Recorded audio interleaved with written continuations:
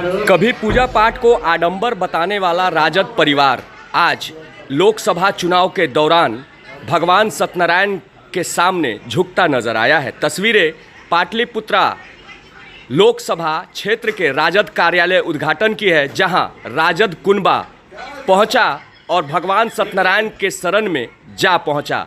एक समय था कि राजद के बड़े नेता और शीर्ष नेता पूजा पाठ को आडंबर बताया करते थे और लोकसभा चुनाव या यूँ कहें चुनाव नज़दीक आते ही इस परिवार को भगवान नज़र आने लगता है। साफ तौर से तस्वीरों में हम आपको दिखा रहे हैं कि किस तरह से मीसा भारती भगवान सत्यनारायण स्वामी का आरती उतार रही हैं और कहीं ना कहीं यही वह परिवार है जब चुनाव के पहले पूजा पाठ को आडंबर बताता है।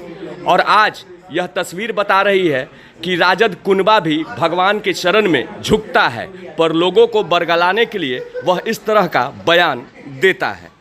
तस्वीरें बयां कर रही हैं कि किस तरह से राबड़ी देवी भगवान सत्यनारायण स्वामी के आरती उतारने के लिए पूजा के थाल की लौ जला रही हैं। परमानेंट कोई कार्यालय ऐसा नहीं होता, जो स्थान होता है वहीं पे लोग मिलते जुलते हैं। जब चुनाव आता है तो हर एक क्षेत्र में कार्यालय खुलता है, तो वो तो कार्यालय अलग है, लेकिन ये जो मेन कार्यालय है कि सारे विधानसभा के लोग यहाँ पर आकर के अपना मिलेंगे जुलेंगे, अपनी बातों को रखेंगे, तो ये क्षेत्र में ही है और ये दानापुर में आता है, इसलिए दानापुर में ही हम लोगों ने, क्योंकि यहाँ पे था इसलिए यहाँ पे स्टार्ट किया है। क्या कहेंगे? बिल्कुल, क्षेत्र के जनता का ये बहुत दिन से ये डिमांड था कि मतलब क्षेत्र में ही कहीं आपका स्थान हो, तो इसीलिए आज हम लोग यहाँ पे सब लोग आ गए, जहाँ पे सभी क्षेत्र के जितने भी जनता है, जितने भी कार्यकर्ता हैं या नेतागण हैं, मतलब आराम से आके यहाँ पे मिल सके।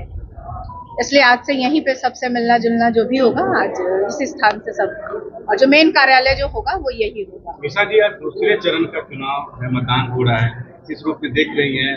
कैसा जनता का जो है समर्थन किस तरीके मिल रहा है? बिल्कुल, जैसा कि आपने देखा कि अभी हमने सत्यनारायण भगवान की अभी पूजा की है और कामना की है कि महागठबंधन जितने भी सीटों से लड़ रहा है सब सीटों पे विजय प्राप्त करे। जिस तरह से पहले चरण में 4 सीटों पे विजय की तरफ वो चल पड़ा है, दूसरे चरण में भी आज सभी उम्मीदवारों को मेरी शुभकामना है कि जीत करके वो आए और जनता उन उम्मीदवारों के प्रति अपनी आस्था जता रही है और पूरी उम्मीद है कि इस बार जीतेंगे, क्योंकि जिस तरह से देश में आपने देखी कि 2 बार जनता ने मौका दिया और कुछ काम इन्होंने नहीं किया, और इंडिया गठबंधन के सभी प्रत्याशी के प्रति जनता आस्था दिखा रही है।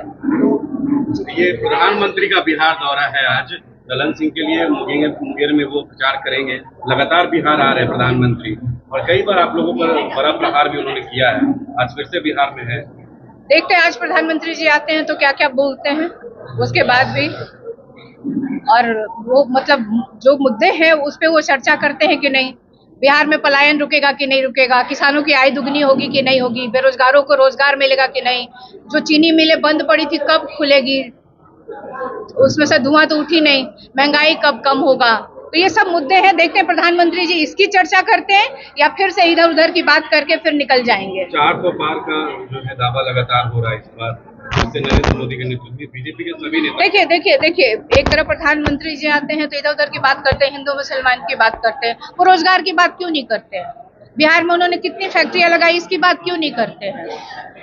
तो ये सब बातें हैं, मुद्दे की बात है। और जो उनकी सभा में भी जो जनता जाती है वो भी प्रधानमंत्री से ये सुनना चाहती है कि आखिर प्रधानमंत्री जी आज भाषण में क्या बोलेंगे, लेकिन प्रधानमंत्री जी तो आते हैं इधर उधर की बात करके चले जाते हैं, तो उनको भी निराशा लगती है हाथ। और मुझे पूरी उम्मीद है कि इस बार इनकी विदाई तय है, 200 भी आंकड़ा ये पूरा नहीं कर पाएंगे, 400 तो बहुत दूर की बात है। यहाँ इसी के पूजा हुआ सत्यनारायण भगवान का, और कोई भी कार्य करने से पहले सत्यनारायण भगवान का पूजा होता है। देखिए, पाटलिपुत्रा के लिए ऑफिस खुला है, यहाँ उद्घाटन हुआ।